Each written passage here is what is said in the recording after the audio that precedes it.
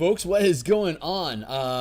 I was out yesterday and had some internet access issues during design last night, so I'm glad to be in the saddle. It seems like my graphics card is behaving now, and the internet seems to similarly be in tow, so let's hopefully have a day today. I'm going to check my signal here real quick, make sure we're up and running, and then we're going to do some artwork here for probably about an hour and a half. Part of our daily routine. So check. Yeah, that sounds really rich. Good. I'm happy. I'm really happy with how the microphone is set up now. So that's good.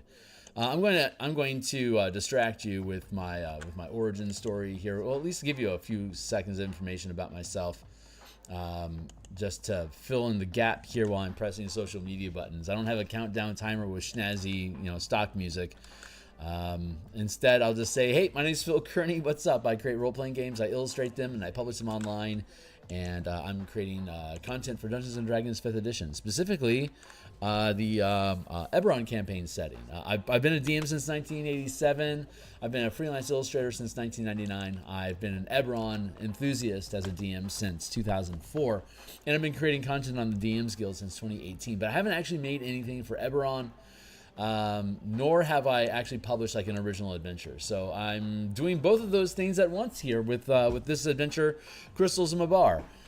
It's for 7th and 8th level characters. You're fighting undead, demons, and necromancers in the Carnwood of Karnath on the continent of Corvair. And hey, Alan, how you doing? Yeah, it's I'm a big Karnath. I'm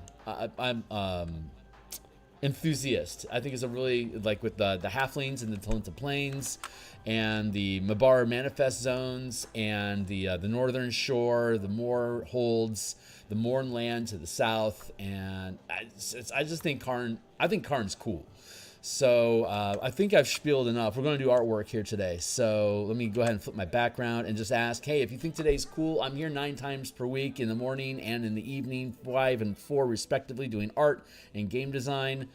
Like, subscribe, hit the bell icon for notifications when we're live in the future. Thanks a lot to new supporters this week. And here's a bunch of books I've already created on the DMsGuild. They're all 100% free preview. If you think they add value to your 5e games, consider making a purchase to encourage similar behavior in the future. My Discord community where we do all the playtesting. And here's the full playlist of all 450 freaking episodes. Holy Hannah. We've done literally every art asset, maps, tokens, illustrations. We also did some page layout here and design work throughout the course of this. Well, honestly, it's been a massive venture. But we're going to continue flowing forward. I'm checking my... Okay, yeah, that looks good. So, hey, that's enough preamble. Let's get this book cover out of the way. We made this book cover starting on episode 40, and we also did the lettering around episode 250, I think. You can jump into the Wayback Machine and check that out. But right now, first off, for those that aren't already indoctrinated here, I will show you. I'm using a 16 by 9 format. It's actually a 10 by 17 piece of paper, like it's big, and when you're using a device like your phone or a tablet that also has the 16 by 9 ratio, this fits really well. It's a little off cue here, but if you full screened your screen, you'd probably be able to read all the text here without a problem. And then so we're doing all the illustrations on the page, and so 16 by 9 format, the whole page fits horizontally, but each column is also 16 by 9 ratio. So you can turn a column onto it. You can turn your device on its side and just look at this one column at a time if you want to micro focus. And the entire adventure is formatted this way, so you can look at it one page or one column at a time and have all the information that you need. So that's most of the book is filled with text, as it should be. But we have all the maps that are built into it, and each room of a map is on the page where you're talking about that map. So it's a control panel, one and done page format. There's going to be some bouncing around between monsters and stuff, but that's kind of to be expected, I think. Artifacts of the Plains are what we're working on right now. The adventure is themed around the Eye of Mabar, which is on the book cover. Here you go. Here's the Eye of Mabar. It's actually just it's a black iron ball, essentially. that's used to, it's like an eyeball, and it's used to open a manifest zone to the plane of Mabar, and if held long enough by the ritual casters, it permanizes and then opens up an actual portal, a two-way portal that just you can come and go from Mabar as you please. So we expanded the idea here just as basically as like ways to expand the campaign. And so this is a 7th and 8th level character adventure. And if you go through, if each artifact has, if each plane of existence has a similar artifact that allows you to open up, to create a manifest zone and then open a portal to that plane, and there's 13 planes in the world of Eberron, then from 7th level to 20th level, you could catch them all, and then have all 13 artifacts in your possession and reshape reality if you wanted to. I know for a fact that the gatekeepers would love to get their grips on this kind of shit because they'd like to use it to protect the world. The Church of the Silver Flame wants to destroy shit like that. Aether Academy would love to study artifacts like that, and the 12 want to control that power so that they can, exploit it for profit and power. These are some of the patrons and different plot hooks are in the adventure, as well as Fort Bastion, which is the default plot hook where your characters are deputized to look into missing people that are being sacrificed by necromancers to generate power for the ritual, or you have family and friend that live in farming communities that have been cropping up since the end of the last war, and you've been invited to have a stake in one of the new communes that are farming. And when you arrive, undead attack. Now you're on a vengeance mission, and so those are the 6 basic plot hooks that exist inside the adventure. And the one of the appendices in the adventure talks specifically about like how do you adapt the adventure and change it so that it works with a different like you have the default plot and the adventure runs through, but then in the appendix it's like you want to be assassins of the 12 hunting for necromancers that have double crossed you. Well, then play it out, like make these changes and you're good to go, like stuff like that. So there's, like I said, there's the default plot hook where you're deputized by Fort Bastion to investigate missing people, and then there's 5 alternate plot hooks that allow you to approach the adventure from different directions with different information, so that the DM, if you're a professional DM, you'd be able to run this adventure multiple times, swapping around what sort of plots, what the plot points are, so that you as a DM can won't burn out on the adventure, and you can gain system mastery over it. And if you learn to weave the different plot points together, you could do fun things like since this is a one-shot adventure, quote-unquote one-shot, like since we're running this adventure as a paid gig or whatever, everyone roll a d6 to determine what your plot hook is. And then you could have contrasting plot hooks, but you could also like combine the information that you have together to work as a team. The DM can choose to start at different points in the adventure depending on how long you want it to run for. And so there's a lot of dials and levers that both the DM and the players can pull during the course of the adventure, because it's one of those old school style formats where it presents a scenario that's occurring right now, and doesn't make any presumptions about how the players want to approach it, though each plot approaches it from a different moral perspective, right? Like if you're working with the Church of the Silver Flames during this adventure, necromancy bad must destroy. If you're working, like say with Aether Academy, it's some of our necromancer toys got stolen. We need you to go fetch them. We know where they're at. We just need someone unofficial and quiet to go fetch them, so we aren't embarrassed that somebody stole from our Indiana Jones style archive of horrible magic and artifacts. So go fetch that thing for us, and we do need to prosecute who stole them. So collect evidence to prove who had done it, and there's a process about how you can collect evidence that's provided in the appendix. So it's I think it's super cool. I ran it with 4 different crew, and during the playtesting process, which led to a lot of map evolution and plot alignment to be smooth and easy to run. And 2 other DMs ran it to verify the how effective the sandboxiness of it was. And feedback came back really good, but also to keep things simple. So maybe we've accomplished that endeavor. Check it out yourself and decide. So obviously, with the 16:9 format on 10:17 pages, it's not meant for print, and none of my color work really is. I don't see any color, so if I'm painting in color, it's I assume it's going to stay digital, because I can at least trust that what I see here on screen is what's going to be in the quote unquote book.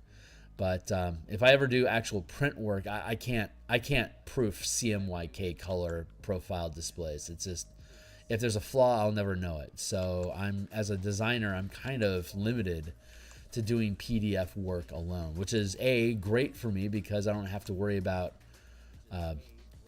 import expenses for books and stuff. It's easy peasy for me. It's just make a PDF and publish it. And I'm a 5e enthusiast, which means the DMsGuild makes things even easier for me to publish. And I do have a Patreon, which I plan on actually working with in expanding content to basically build on some of the ideas that I've already published on the DMsGuild. I'm going to lean into those, and I'll probably use my Patreon to do it. And I've got a couple of projects that I'm working on right now for YouTube content that needs to be resolved here in April and May. But once I get those off of my plate, I believe I'm going to start working on populating my Patreon with stock art and making a Shopify channel for it, so that when I'm streaming like this, I can scroll down underneath here. The Shopify channel should show up basically underneath this here. So you'll be able to, not that you necessarily need to buy any of it, God bless you if you do, but I think it would be fun to have a shopping place where I have each, like all these individual pieces of art that I've done before offered as stock art for a few bucks, but just as an excuse for you to click around and see some of the kind of artwork I've made in the past. I think if I put it all into a shop and then we have a randomizer in here that's just going to pop up like 5 different pieces of art that I've done every stream, I think it's just a fun way for people just to take a look at my shit. So, and then we'll be in June, I'll be setting up a provision in my Patreon that if you're at least a $1 supporter, you'll have rights to use my artwork in any works that you do. You'll have license to use my art as long as you remain a $1 plus supporter and patron. So I'll get that set up in June.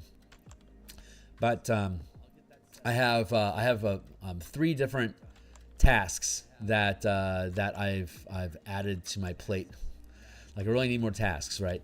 But it's Dragon Week. This last year was Kraken Week. It was a large collective of D&D tubers that paid homage to the Kraken, and I participated in that by making a Space Kraken video using my Spelljammer mechanics to do a mega kaiju battle with spaceships against a 1,000-foot mega kaiju, which was a Kraken.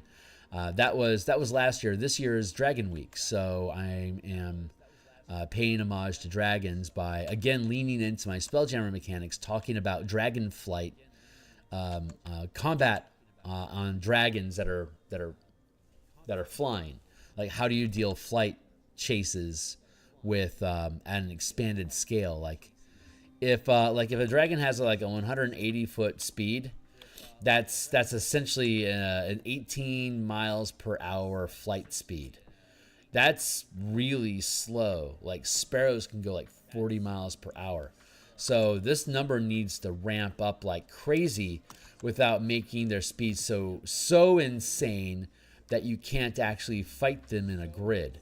So there needs to be a way to be able to translate from 5-foot scale combat into 50 mile per hour speed combat or pursuits. And my Spelljammer book details how to do that with ships that can move millions of miles per hour. But I want to drop down that scale so you can do things like convoy combat on Mad Max trucks, like in Descent into Avernus, as well as have characters hop onto the back of a dragon and then fly away at 50 miles per hour to go chase that other dragon. Pick up your dragon lance and go stab that fucker. So that's what the video is going to be about, and I need to build that this weekend and next weekend. so that I can have it published on, I think it's 422 is when the videos start dropping for a week. So I basically got 2.5 weeks to build that video. And with God's grace, it'll only take me 15 hours to get it done. So we'll see. We'll see. But I've got some artwork I can use for it already, so I don't have to worry about that too much. It's just me putting in the time on the screen to be able to walk through the process and build some simple maps to demonstrate how that how the scaling system works between feet per round and miles per hour in combat, which is basically just taking content from my Spelljammer book and just reapplying it to dragons. And if you want to see my Spelljammer book, you are most welcome to do so. I love this thing. Clicking on here in the more, and then you can drop down to where is it? Spelljammer Combat and Exploration, just to demonstrate. This is it's Electrum status. God bless you folks. We're about 100 sales. We're 150 sales away from a gold medal, which is my benchmark for job well done. It's 107 pages, and if you click on the full preview here, it'll pop open all 107 pages. So here's this was amazing to build. God, I loved playtesting this. I loved designing this. I loved illustrating this book. It's my best fucking work to date. It's also the last book that I published. So it would make sense that here's the different types of ships and different rams that they have, like hammerhead ship and skiffs have rams, bludgeoning rams to scuttle ships and knock them off axis. Spiderlings we're showing here as piercing rams, the legs on Spiderling fightercraft. This fightercraft is at the 5-foot scale, so it's like a 10-foot seat, like a ballista's 10 feet. So it's 2x2 space, and then I have our harpoon flingers here and here that are from Descent into Avernus that are at the 5-foot scale. And then over here is this big boy. This is a death spider or night spider which is a 200-foot vessel, and this is at the 50-foot scale. So you can see here already that the 50-foot scale is 10 times larger, and thus movement at the 50-foot scale is 10 times faster than what it would be at the 5-foot scale. So all we have to do is just transfer our dragons from the 5-foot scale to the 50-foot scale to be able to fly at faster speeds. You just ratchet up. You don't have to have 180-foot flight speed. You just have to have flight speed equals X scale. And so you can just have your movement speed at the 5-foot when they land, but when they take off, then they can take off at basically 10 times their speed. So it's a very simple scaling system.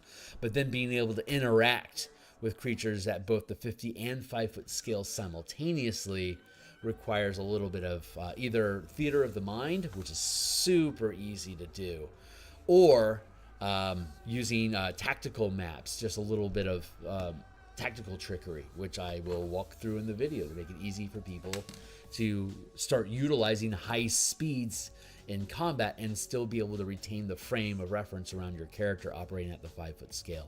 But yeah, check this book out. I do cool things like here's these hyperlinks will bounce you around between different pages. Like I can go to the combat chapter here. So you can see the icon at the beginning of the chapter is the same as the icon down here. So like if we want to go to spellcasting, it's got the spellcasting icon here, and now we're in the spellcasting chapter. So fun book. I'll say if you're a fan of Light as Araxis, there's a complete conversion guide for converting the entire adventure of Light as Araxis into using this Spelljammer combat system. I will now stop advertising my shit, but it's a tactical 50-foot scale tactical combat game using your ships as though here's an asteroid dungeon where shifting rocks create different points of danger as you're trying to fly through different squeeze spots to escape this asteroid maze while you're being chased after by night spiders and spiderling fightercraft. So hey, here's the Theurgy with their spider. They have a squadron of 3 fightercraft that are spiderlings. They're 40 feet, so they fill in a 50-foot square easily. And then their mothership is thank you, Timely Timer. And then the mothership is the Ebon Snare, which is a 200-foot night spider. So, and then we have, you know, our Umber Hulk slaves and our Neogi overlords and humanoid slaves that have been captured and can be freed for ransom and stuff. And then we zoom into different points of the map to talk about like where different different events occur. And it goes through the entire adventure, and we have fleet combat and squadron combat mechanics in this book, so you can operate a fleet of 50 ships as easily as you can operate one ship, as easily as you can operate a single character. It's all using these mechanics. All of it's the same mechanical language of 5e combat, operating at different scales with different damage capacities. So here we're looking at a squadron of elven star moths that can all, they're 200 feet ships, and they can all occupy the same 500-foot square. So 5-foot square for characters, 50-foot square for fighter crafts, and 500-foot squares for fleets and vessels, like 250-foot hammerhead ships, for example, would fit in a space like here's your hammerhead ship. They're 250 feet in size. So here's a 500-foot square, so you can like group a number of smaller ships into squadrons inside these 500-foot squares. And so each 500-foot square essentially becomes like a single creature that you can control as a squad. So using kind of like mob mechanics from 2024, right? Well, these are mob mechanics for spaceships that we've play tested the fuck out of and work really well. So, yeah, check it out. Anyway, enough pontificating and advertising, but that's what we're going to be working on, is scaling combat similarly to ships for dragons, for Dragon Week this week. So I'll be working on that off camera this weekend and the next. And it might, and depending on how pinched on time I get, it might affect my production schedule this upcoming week. But as soon as we clear that, then I'll be working on a 5-room dungeon that'll be due on May 25th for an annual dungeon jam. So it looks like I'm participating in 2 dungeon jams now, Monster of the Week and 5-room dungeons. So I'll be using a sort of system neutral / Numenera style of rating challenges on a scale of 1 to 10, essentially. And then depending on what kind of game system you have, you'll know how you can scale from 1 to 10 with mechanics of the particular game that you're using. So I just get to make the theme, and then you get to decide which system you want to apply it to. But I think I'm going to do a forest spider lair with webbing going up into trees. So like area 1 will be the entry point on the ground. Then the puzzle or trap will be the webbing, like navigating the webbing alerts spiders to your presence. So if you're within X feet, or if you're near a location with spiders and you're on the webbing and you fail to stealth your way up the webs, you'll automatically attract their attention, so they'll come try to eat you. And then there'll be little pocket layers that they'll be able to pop out into the webbing through, so you can get ambushed like that. But those little layers themselves are also a room. So you've got landing point, you've got the web climb, you've got pop out layers. There's the egg brood, where all of the spiders' eggs are in process of being created, and then there's the swarm mother, which is the kaiju style spider boss fight at the top of the web. So simple 5-room dungeon, basically forest, giant sized spiders covering trees and webbing, and then having a collective lair where all the spiders, where they're spawning more spiders to take over the entire forest. And I'm very much a Harry Potter sort of enthusiast about giant spiders, in that they work as a community. instead of being individual hunters. So spiders, monstrous spiders, are incredibly dangerous because they work together to hunt prey or to lead them into their webbing. So that should be a fun little adventure to build. I'll make some simple little maps for it and then post it somewhere. But that'll be due. I need to have that content completed by May 25th, and it just so happens that I'll be taking the week of basically the 18th through the 25th off work. So I'll be a full-time content producer as part of my vacation package in May, where I'll have ample opportunity for me to make sure all that content looks good. So that's some of the stuff that's on my horizon right now. In addition, of course, I'm working on the Bastion campaign on Mondays and Thursday nights, assuming my internet holds out. I got cut off a little bit early last night, so we'll pick up. I only work on the Bastion campaign on Mondays and Thursday nights, and we're up to episode 46, and we're almost done with the first draft of the document, and all the content inside of it is looking pretty solid right now. So I am very, very happy with its progress. Martial Powers is coming along great. We're currently 5th level in our Mega Dungeon playtest. That happens on Tuesday. That happens Saturday mornings. Yeah, I made a Mega Dungeon. Well, I don't know how mega the dungeon really is, but it's a multi-level, multi-zone map with populated by creatures. So that's a meg-ish dungeon that the characters are fighting their way through from level 3 to 5, and we'll end the Mega Dungeon at level 10 at the bottom where CR 13 monsters hide, and once we finish the Mega Dungeon 5-10, 3 to 10, we'll actually start playing matches of Mage Tower to further test the alternate magic mechanics that we built for martial characters. And what better way than to have friendly competitions of Mage Tower on Strixhaven? So we'll run Mage Tower matches from level 11 to 20 because they're short skirmishes, and you don't really like when people do like one shots for 20th level characters. They're really just kind of looking to have fun at fighting monsters and throwing mana around and flexing high level shit that you don't normally get access to because most campaigns don't sustain themselves from level 1 to 20. So most people will play high level one shots as a chance to get a taste of something that they don't really normally get access to in their normal gaming life cycle.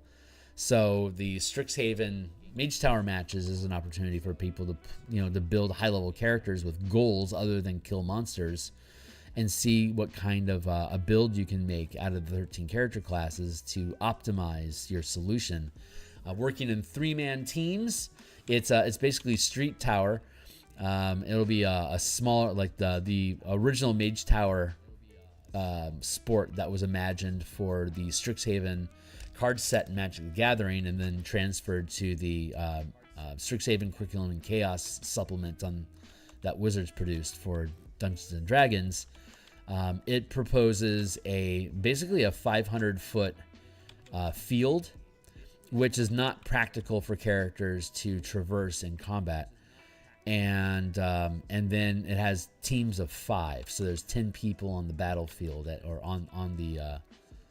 in the arena at any time, on the field at any time, and requiring 5 people in a match is difficult to just line up and just to throw around for an hour or two. Maybe you can do it, but if we have a Street Tower version where it's a 100-foot field or a 100-foot court with only 3 athletes per team, then you could pull together a team of 3 players, and you could have PvP that way, with set rules for the sports that are parsed out on a round-by-round basis using 5e action economy, or it can be PvE where the player, you have 3 players, and then the DM has a team of 3 athletes, that as a layer action, quote unquote, the DM can coordinate their actions in any sequence that they want. Movement, attacks, actions, bonus actions, reactions. The action economy is the combined action economy of the team is dispersed amongst three athletes that the DM controls at the same time. So you can either do PvP 3v3 matches, or you can do PvE, which is 3 players against the DM who can combine action economy to keep up with the overwhelming advantage of 3 brains versus 1, and 3 optimizers versus 1. Well, the DM can build teams together to perfectly synchronize their spells and powers and weapons and feats to coordinate with each other to achieve goals. The players are more resourceful because they have more brains than the DM. So I'm hoping that format's going to end up being fun. God, if it is, then it'd be really cool to like on Dice Try, maybe on Dice Try's channel or somewhere, to throw open some leagues, put the map out there, provide the rules. The rules are pretty, they're fairly simple, but there's a lot of it's a modified style of combat, right? Because you're in a sport and you have to approach the sport on a round by round. If you're going to do like a combat sport, then you have to use 5e mechanics, which is 5e combat. So you need to structure it around what 5e combat action economy is. And I think we've done it. It needs play testing, and I think it's going to be fun to play test it. And it curves naturally into play testing high level powers for the martial power system. So that all curves together really, really nicely. So sorry, I'm really rambling about like what's on Phil's plate, but I like to think about what's on Phil's plate, and like I'm going to be doing shit like this for like years to come. God's willing, I'll be able to keep producing content like this on stream in the mornings, and then do design stuff sometimes in the evenings for the next couple decades. Because I've been building content on DMsGuild now for 7 years. And although I don't publish a ton of work quickly, when I publish a book, it's designed to reinterpret how the 5e game engine operates so that you can expand the types of campaigns that you can run. And since Wizards of the Coast owns both Magic the Gathering and D&D, and as God's willing, if they can keep making money with it, they've planted a flag that 5e is the system that you're going to be building for the foreseeable future, which is fucking great news to me, man, because I love 5e. I think it's a great game engine. I don't necessarily, it's not my favorite thing to DM as a to necessarily run as a DM, but it's my favorite system to play with, and it's my favorite system to design for. Which means that I need to be comfortable and familiar with DMing it, which I am, and I've been running campaigns in 5e since 2015, and I've ran 4 campaigns from level 1 to 20 during that time period, and then multiple campaigns in smaller bursts, like 1 to 5, 5 to 10, I think another one was 3 to 9. So I think I've ran like 7 different campaigns so far over those 7 years, and 4 of them went to level, well, 1 of them is still in process, but I've completed 3 campaigns from level 1 to 20, and I'm working on my 4th campaign right now with my home table separately from the playtesting that I do on Saturday. So I got a lot going on. My hobby is to run games, is to run role-playing games, and my hobby is to make rules for those games, to run them. So I've got it bad, man. I've got it real bad. It's too funny. All right, so where are we at? We're doing these flames because this is the sextant of Furnia. Furnia is the sea of fire. So to make a funny joke, I made the sextant, which is a navigating tool on the ocean or on the sea. So this sextant is designed to help you navigate Furnia. the Sea of Fire. Is that what it's called? The Burning Sea? What's it called? The Sea of Fire. So this device is designed to help you navigate the Sea of Fire, but it also opens it creates a manifest zone to Furnia, and if sustained long enough, or whatever method we would use, it will open a permanent portal between Eberron and Furnia.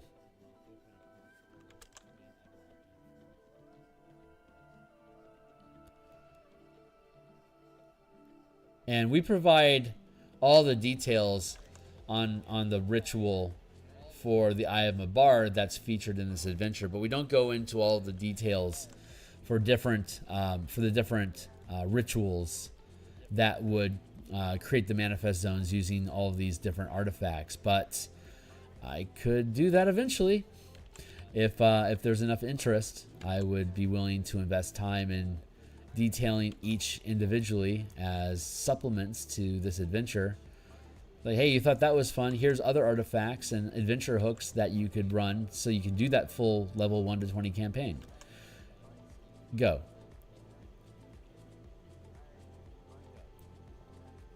So that's the idea. That's some of the ideas.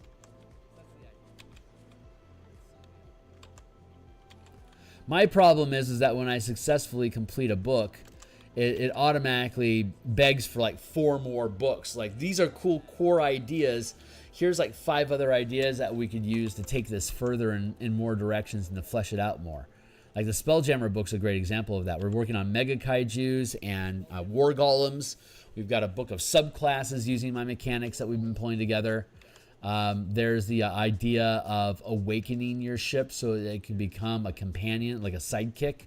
So I want to make sidekick spaceships.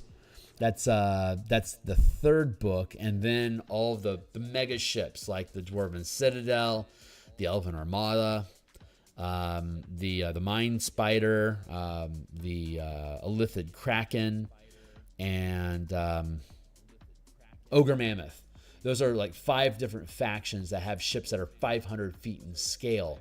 They're just massive, like floating citadels or carrier ships to dump fighter craft onto their enemies. And I want to eventually flesh out complete ship maps and scenarios using those at both the 5-foot scale, 50 and 500-foot scales of combat. That's a lot of work, especially because I have so many new ideas that I just keep exploding out of my head. It's like I make books that inspire more styles of play and want me to create more content in those worlds. Like the color mana system that I have. There is so much shit I want to do with the color mana system that it's a career's worth of stuff I want to build that I haven't found the right way for me to make a career out of it. But if I do, I will. So, cheers to that. Anyway, that all looks good. That's looking pretty good. I need to have some flame along here.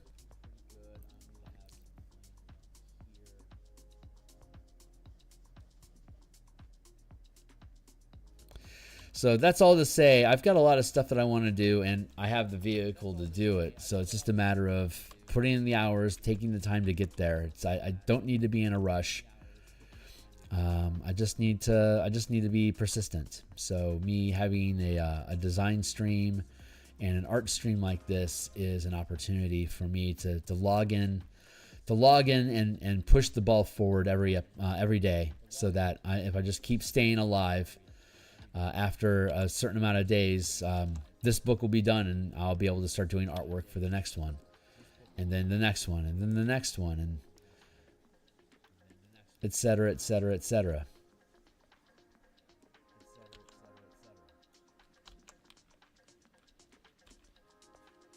And at some point, I'm going to be like, I have enough variant mechanical systems in place for 5e now that I can build any kind of campaign that I want. So let's then pontificate and dive into it deeper and build out those additional supplements, and either on the DMsGuild or if they aren't worthy of their own book, then I'll just build them out and put them on my Patreon so people have a reason to support me there. And I suspect over time I'll be able to shift more and more ideas over to Patreon. Because Wizards, I doubt. It's been 20 years. I doubt Wizards is going to suddenly have an epiphany that, hey, we really need to lean into this color mana system for use with 5e. God bless them if they do, but, I mean, basically a lot of my work has been built around the idea that they won't, because their philosophy in 5e is to minimize mechanical changes to make sure that the core books that they sell remain relevant, because that's their flagship. I respect flagships. I make them myself.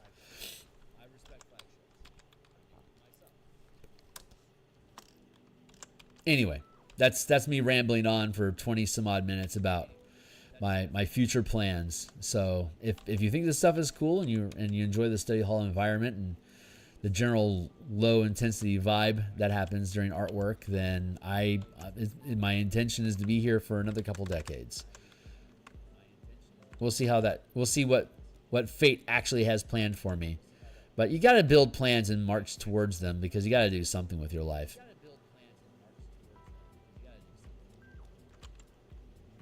But whatever direction fate wants to take me, I am willing for her to carry me there.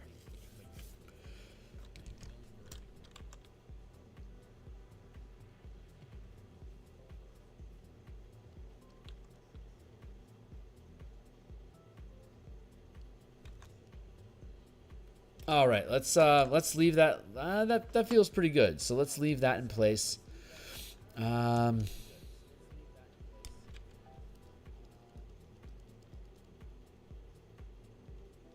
Yeah, that feels pretty good. So let's see. We have these. So then let's grab our reference here.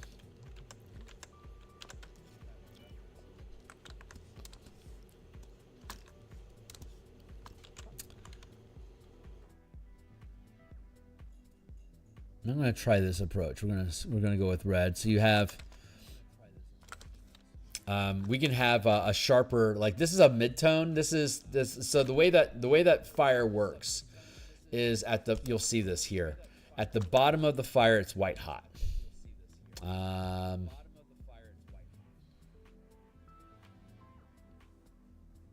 Yeah, there you go. At the base, it's pretty much white hot. There's a little bit of yellow, but as you climb up a flame, it goes from near white, and it starts to drop the blue. See how that blue? Looking at the RGB up in the corner, see how that blue drops, and then the green will drop. As you climb up the flame, the green drops, and then the red, and then once the green drops, then the whole thing starts to darken down into red. So the cascade basically goes like you're here, and then it drops down to here, and then it starts to drop like this, and then it starts to drop down like this, and there you go. So that's how fire climbs from its source of fuel to running on empty. So we're going to go back to, here's our flame. So we're going to start with this flame at the top, and I don't want to go down like this, because that's on a black background. We're not using a black background. This is probably a good reddish. Actually, that's too pink. This little exclamation point over here helps me keep track of when is a color like real, and when is it an unnatural color that you're not going to find in nature. And I'm going to drop this down to right around here. That feels good. So let's do that. So since I don't see any color, that RGB slider up there is my color vision. And as long as I know what the RGB is, as long as I know why the RGB is arranged the way that it is, I can confidently come through here like this. So we're building this out, like we're going to fade this in here like this.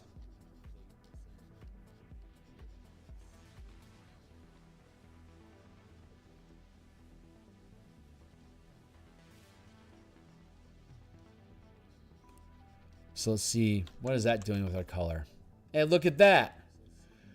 Just like we were talking about. This is respecting those rules. See how that fades in? It's respecting the rules of fire by starting with the yellow base, and then putting in the red tips, and then all we have to do is smudge between the two of them, and we end up getting the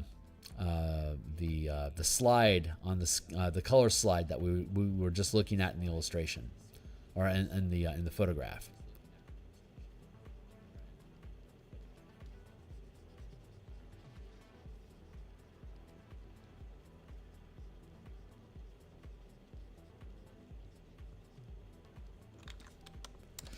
So, and then, you know, we have to work that. That's not done, but that's not today's point either. So I'm going to continue working on these tips. We'll red all these tips, and then we'll worry about smudging them in between. I was just doing this to demonstrate that it can be done. Let's smudge down here, and then we can blend these layers together. And then once we do that, we'll go down here to the base, and we'll do the white hot. We'll have more white hot heat down here, and it'll flow up into the yellows, and yeah, we'll do a cascade like this. But we have the proper color formatting, so we can proceed with confidence at this point.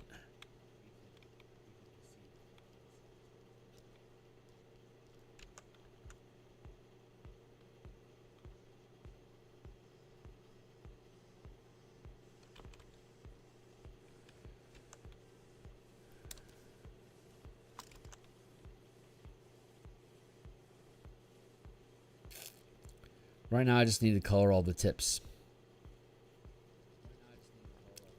So we're going to go through that process. So we'll see what new conversation points arise while I do this. This is a pretty mindless, menial task. Where are we at in time? 7:20. I've still got a half hour. Yeah.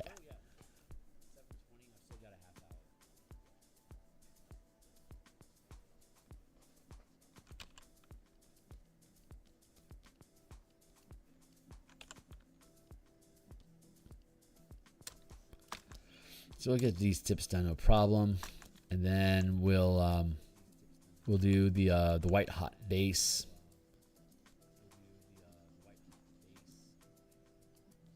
Actually, I think we'll fade these down first, and then we'll do the white hot base, and then smudge that up into the cooling flame.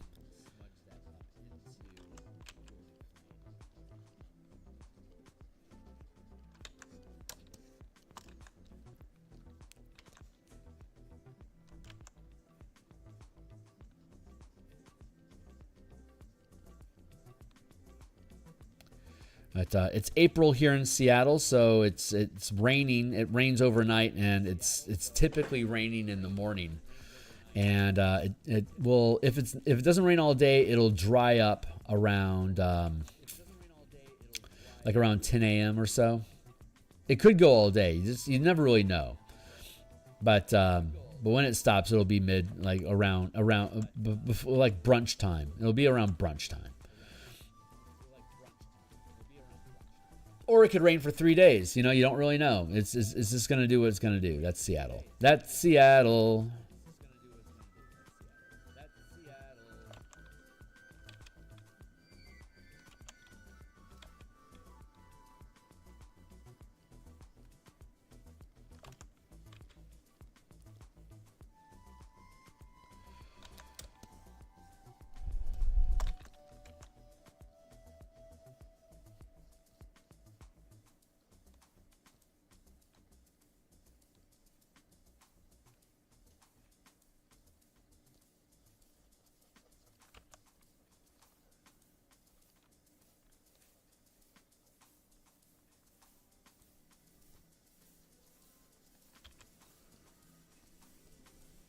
Feels pretty good. No.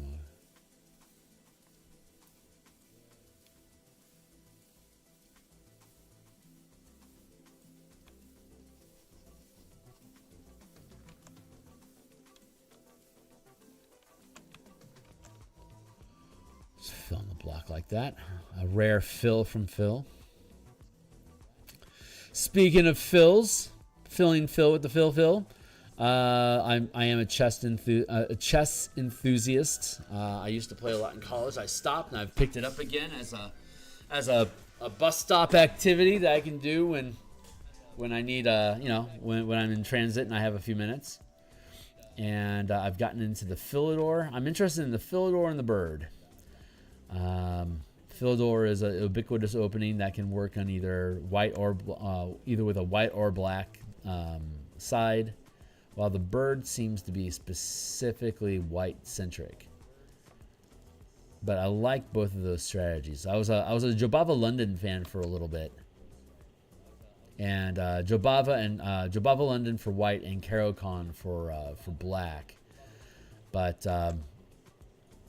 I like the simplicity of both Bird and Philidor to transition out of the opening into the mid game. There's the opening where you're pulling your pieces off the baseline. There is mid game where there's just basically skirmishing. After you get your pieces off the baseline, you start jockeying for position, and then the end game is typically when the queens come off the table.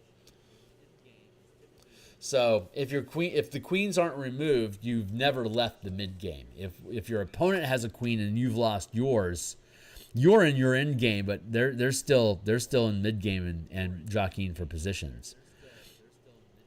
So you gotta kind of recognize where you at in the game and what kind of stance do you need to take during that transition, which is way more intense chess theory than I ever got into when I just was a casual chess enthusiast at the coffee shops in college. I went to college, but I didn't finish it.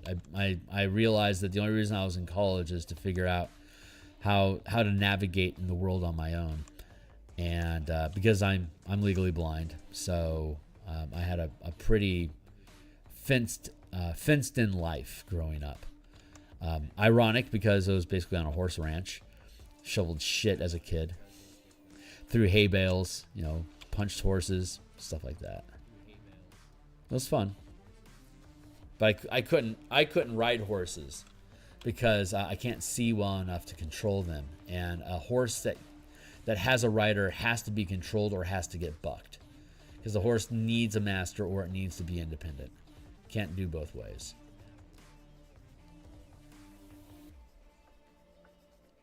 So I was never really able to enjoy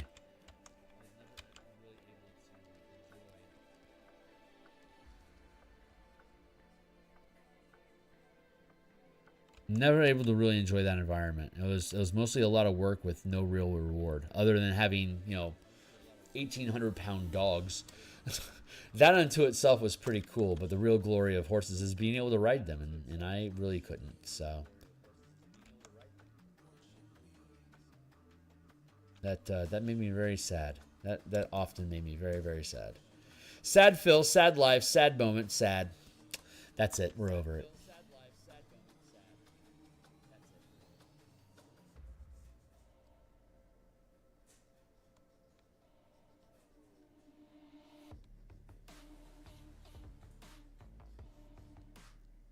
There we go.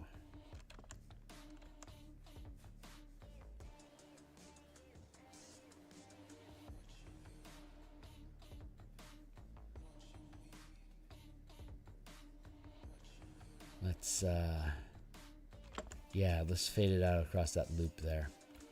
So let's do something like this. There we go.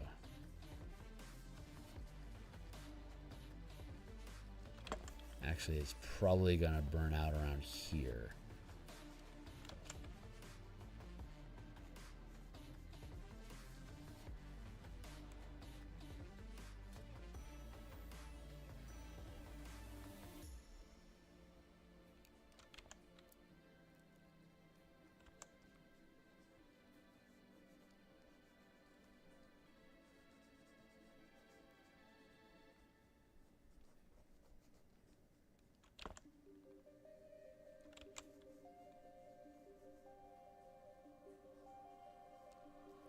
Yeah, I like that.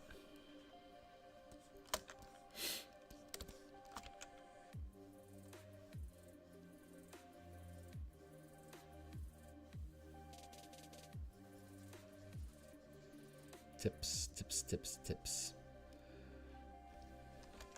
The time that.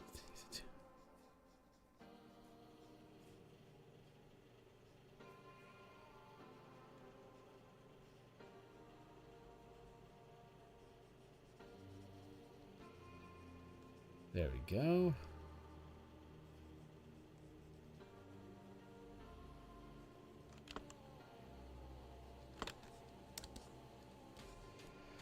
All right, there's all our tips. So let's do some fade work. Actually, I think I want to use smudge.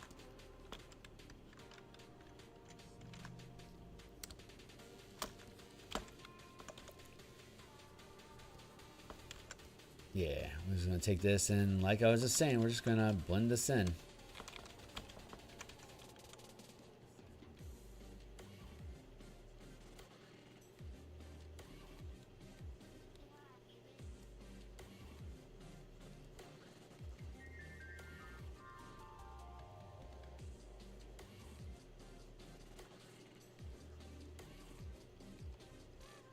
So this one, I'm just gonna take the color. I'm just gonna blend it down until it disappears into the yellow.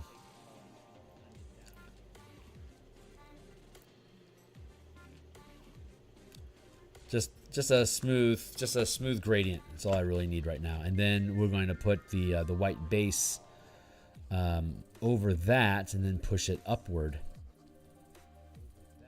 And they'll meet somewhere in the middle.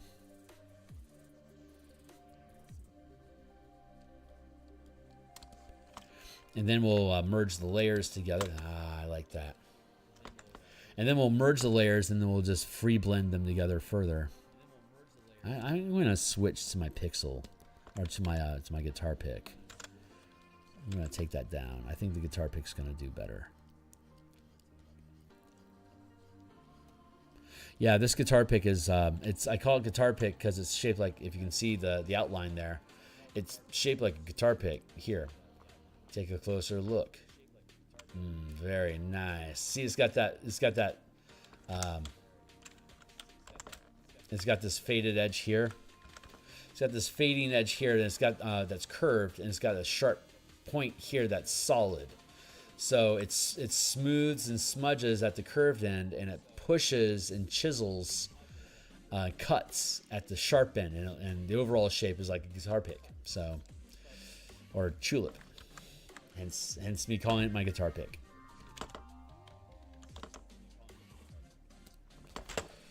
And by God, I'm hungry. I've been intermittent fasting for the past week. I got up to my wintertime weight always rises, and when we get into spring like this, I dropped the weight, and I got up to 230 pounds over the winter, and back down to 225 now. And with a little bit of stamina and willpower, I'll be able to stay on the OMAD 1 meal a day system. I don't eat on Mondays, and then I limit myself to 1 meal a day. Tuesday, Wednesday, Thursday, and then I generally have 1 meal a day on Saturday. But Friday night and Sunday, all day Sunday, I won't really concern myself with how much or what I eat. It's just, those are my free days. And generally, overall, I should lose about 3 pounds a week consistently if I stay to that system. And I only need to get down to 200 pounds, so it's 2.5 months. So that means by June I should be back down around 200 pounds if everything goes according to plan. If anything goes off kilter, it'll take longer, obviously, and any stamina setbacks I might have.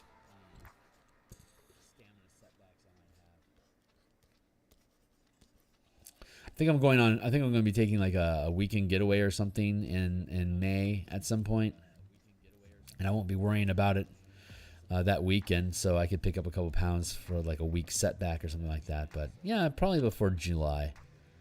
That's the target anyway.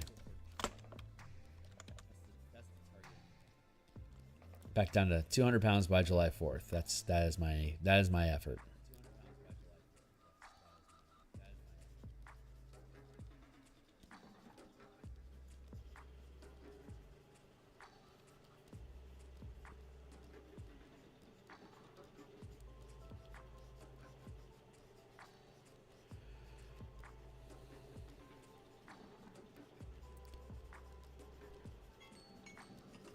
20 minutes left.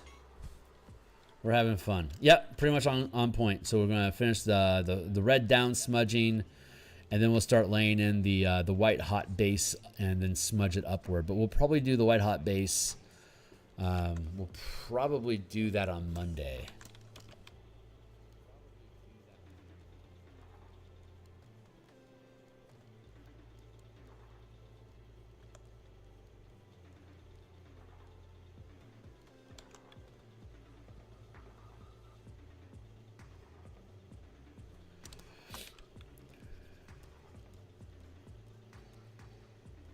We're just being blunt right now, just like sledgehammer style.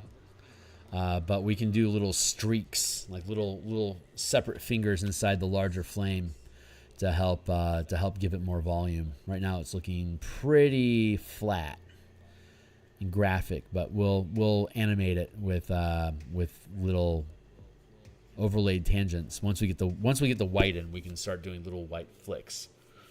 And that'll be really cool. Like I can have like little white bits like this inside of here, and that'll end up making that look really cool. But one step at a time, my guys. One step at a time. Gotta get this red resolved so we can overlay the white. I think it's gonna end up looking really cool.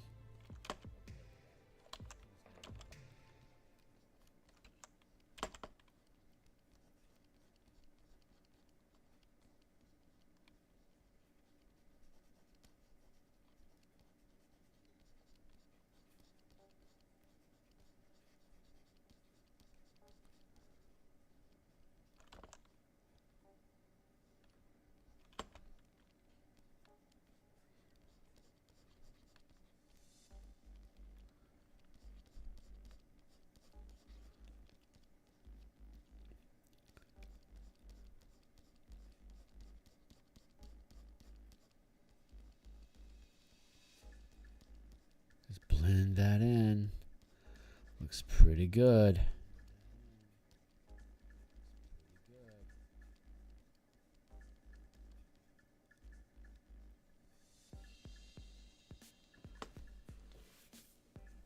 So far, so good. To me, each one of these is a victory. So I will forever sing my praises of completing any particular small task. But that's how art is. It's like there's a big payoff for finishing the piece, but you have to have all these little dopamine hits along the way, little victories to keep you going, because it is an endurance. Painting, sculpting, physical art, where you're producing like production art. It is a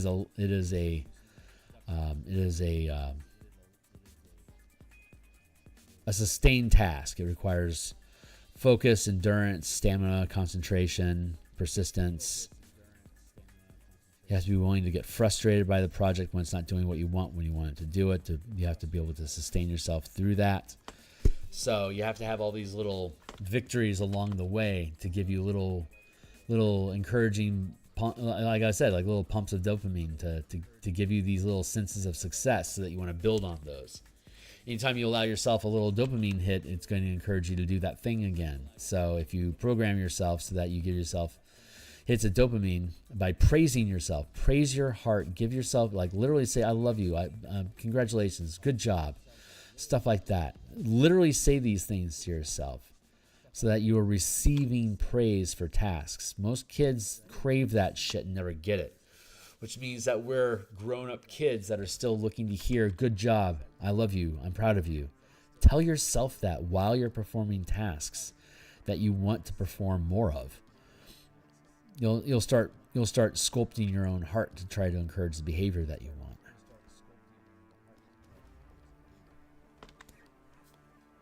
That looks really cool.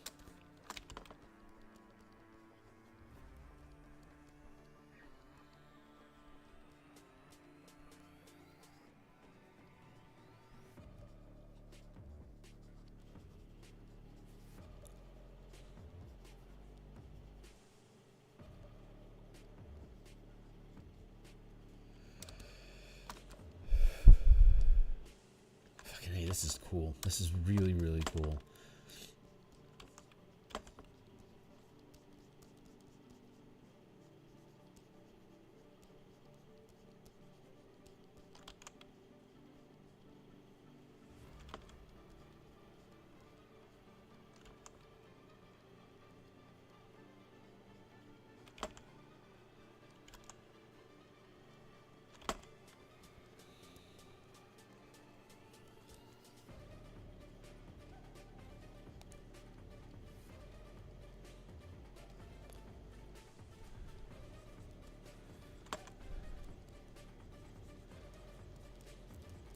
Just keep running the play, Kearney. Just blend, blend, blend.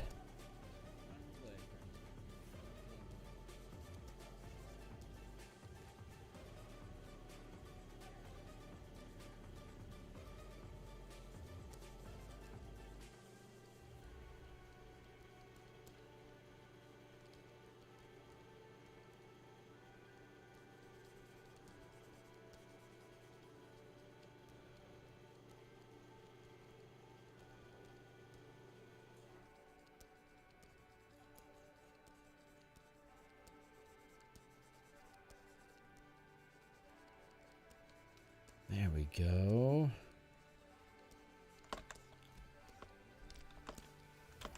Hell yeah.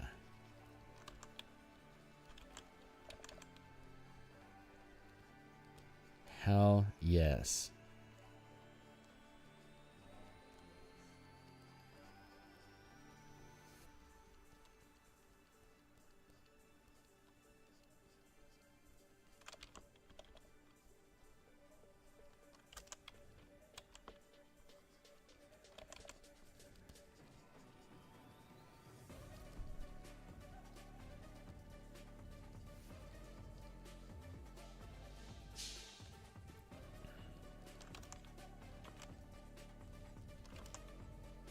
Just like that.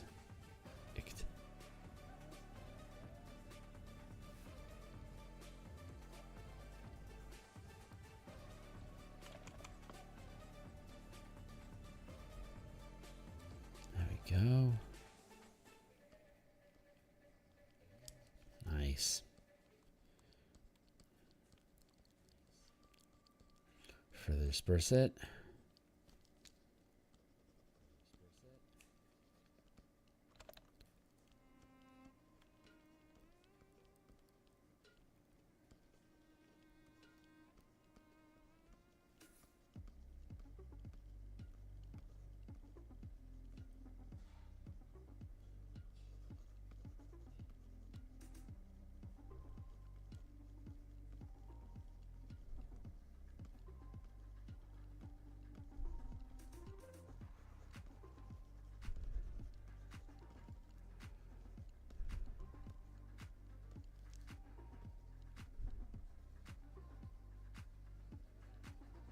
Sorry, I'm not talking a lot. Where are we at? 45? Yeah, I don't have a lot of time left. I don't know. I'm just lost in the pixels here. So I think I ran out of stuff to say, and I'm just pushing.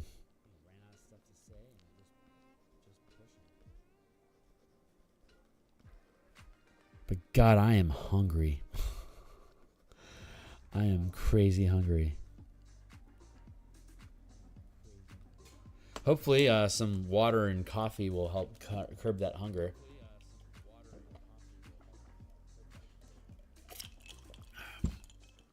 I'm going to be back on stream today. It's almost 8 o'clock here in Seattle, and I'll be stopping here in a few minutes.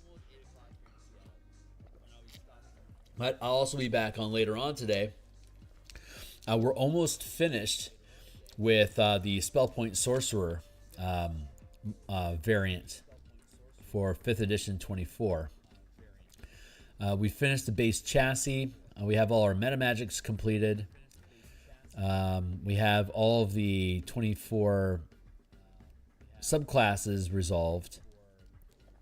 Right now we're going through all of what I call them the Forsaken classes, the ones that didn't make the cut to be in the 2024 Player's Handbook, that we don't know are ever whether or not they're ever going to get any 2024 updates. So I call them Forsaken classes, subclasses. And we finished all of them except for the Lunar Sorcerer, which was from the Dragonlance, supplement. So we're going to resolve the Lunar Sorcerer today. And I've been playtesting the Divine Sorcerer since level 1 in a Curse of Strahd campaign, and we're level 6 right now. And it's been working pretty much exactly as I intended. It's a different vibe than the 2014 or 2025 Sorcerer as written, with its spell slots and sorcery points.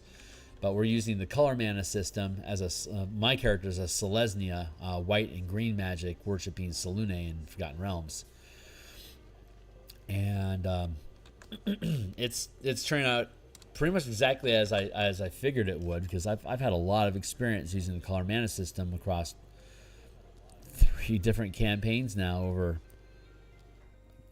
6, yeah, I've been using the color mana system since I've basically been building stuff on the DMsGuild. So I've got about 7 years worth of experience of using color mana in 5e, and I think I'm pretty comfortable with it at this point.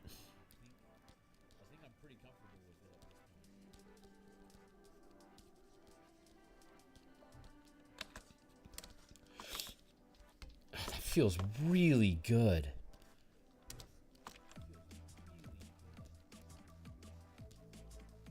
This is going to be really fucking cool when it's done. I mean, the whole book is, but each illustration is its own accomplishment, as is each page, and then there's a whole book, right? It's those are the 3 levels of competence or of completion. Each illustration, each page that the illustration is on, and then the entire body of all the pages compiled into the book.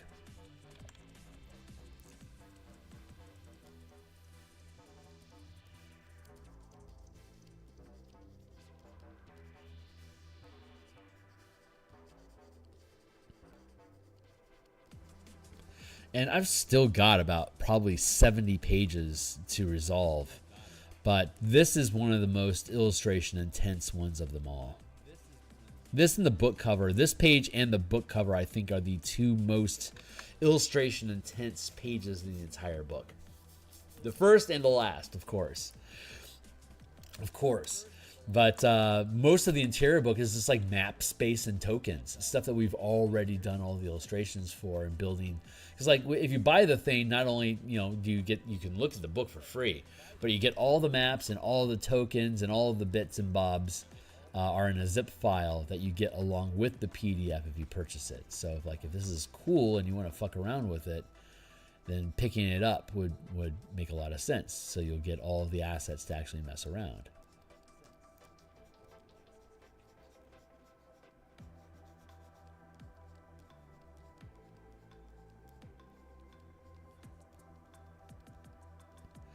In the village area where you start the adventure, there's undead that are attacking outlying homesteads in the outlying parts of the community, and there's a cornfield at one point. So we have corn row mazes that are basically templates that you can dungeon tiles. You can piece them together, and they have different pathways and little pockets that open up that you can have monsters running around inside the corn maze with. So while we are building this adventure for its own sake, we can also take those corn mazes and make a corn maze adventure for Halloween. We also have a cemetery that is overrun by undead in the adventure that can also be extracted and made as a standalone thing, basically as a cemetery adventure, another Halloween themed cemetery adventure. So the usefulness of this supplement, of this adventure, is beyond just the value of beyond just the narrative of the adventure. It's the maps and the assets can be used independently, which if I have the time and energy, I will build out as separate pieces.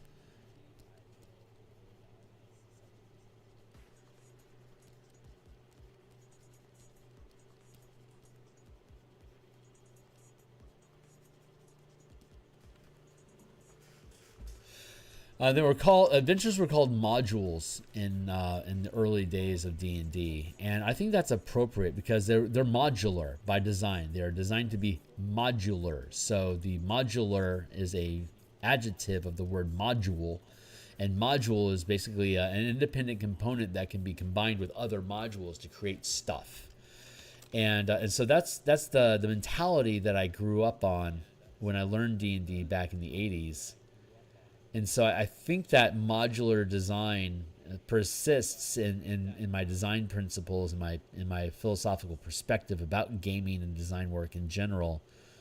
In these things, because everything is modular to an extent that I make. It's all toolkits or like core mechanics that are designed to be expanded on. It's all stuff that can be basically pieced and connected together in different ways to make different flavors for your campaign, which was the intention that I had. And the 5e, again, the 5e game engine is awesome to kit bash with like that. It is the granddaddy of modular design. It's a shame that 5e didn't lean more into that modularity that Mike Merle's implied was on the design docket when they were making this thing.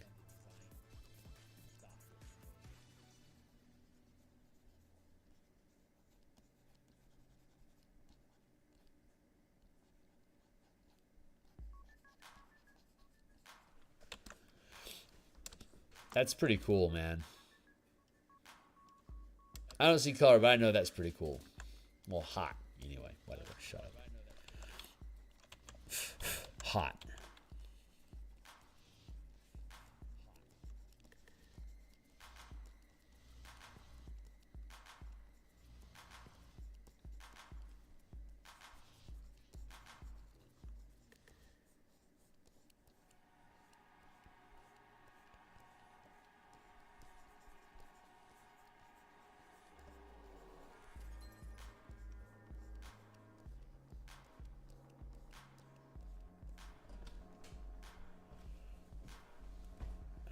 Hips bugging me today.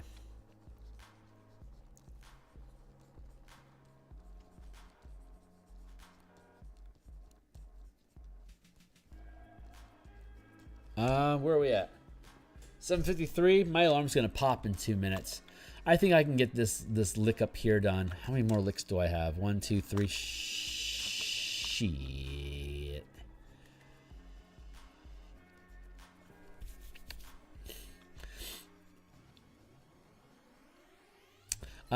The plan is to be back here in 6 hours at 2 p.m. Seattle time, 5 p.m. Eastern time, 4 p.m. Central time to work on the Lunar Sorcerer from Dragonlance, and that will will complete the series of all Sorcerer subclasses that were ever published by Wizards of the Coast. When we actually publish the supplement, we'll probably just go with the base 4 that have already been published, because we know what those are, and I can add the Forsaken subclasses to my Patreon channel.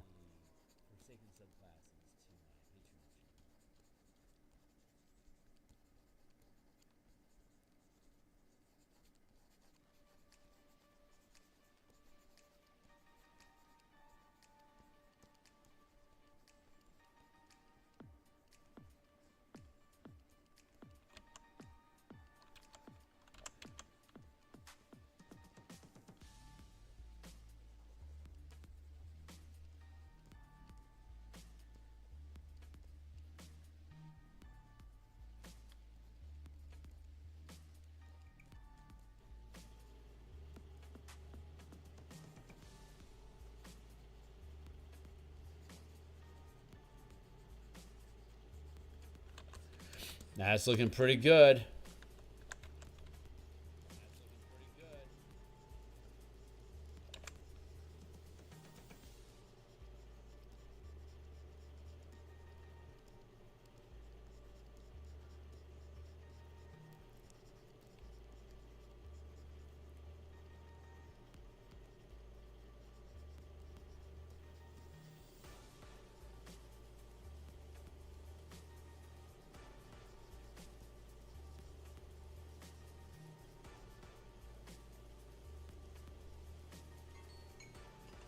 Thank you, Timely Timer. That's letting me know that I am out of time. So I'm going to ignore that because I have two more licks to do, and I want to finish those before we bounce.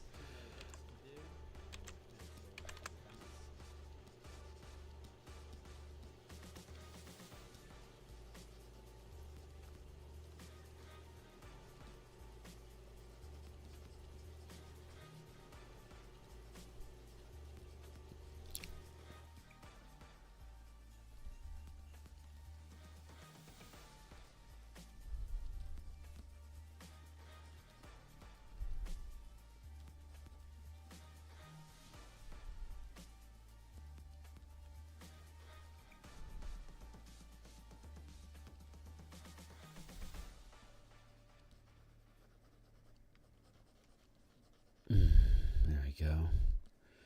Just blending that in.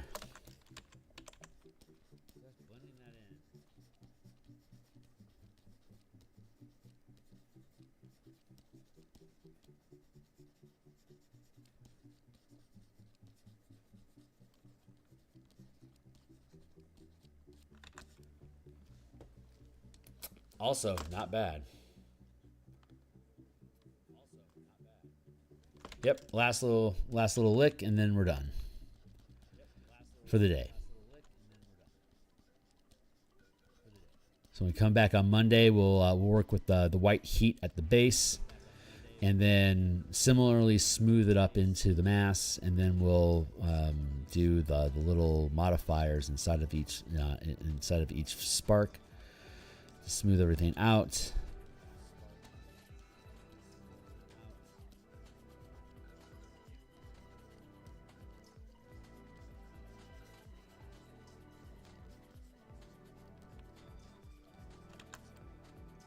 Very good. All right, that's a good place to start. I'm really happy with this. I'm really, really happy with how this is coming along. So we're almost done. We should probably have, we'll probably have this finished on Monday. And then we'll move on to the next piece. We'll work on the Carillon of Dalcor, and then the Scales of Donvi. And then we'll go back through all of these and make sure they have the same, have a consistent level and level of detail and integration with the whole piece to be matching sets. More word salad, bloody blah. All right, that's it, guys. I'm out of here for now. I'll be back in 6 hours at 2 p.m. Seattle time or 5 p.m. East Coast. Man, that looks cool. All right, that's it. I'm out.